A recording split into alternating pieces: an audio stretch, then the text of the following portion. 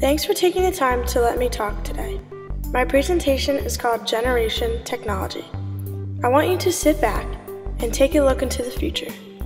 In every classroom, there are smart boards, which make for easy use, have limitless amount of space. It's an interesting way and engages more students in learning. It allows students to learn in a new perspective and new discoveries.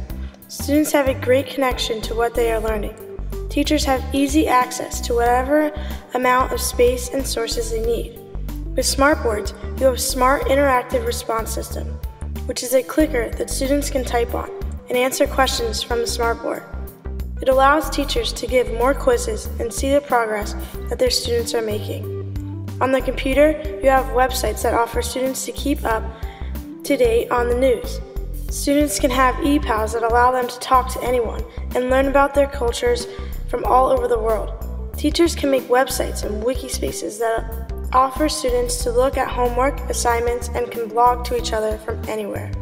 It allows you to communicate as a class while you are at home. There is a program called Microsoft Office that allows students to make PowerPoints for presentations.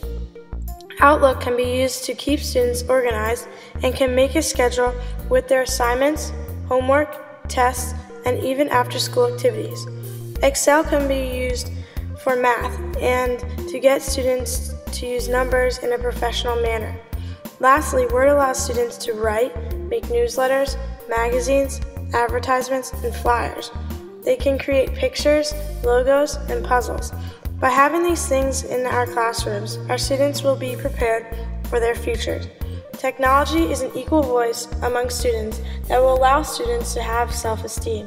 Technology allows more thinking, making decisions, and executing skills. Let's take a step forward into the future.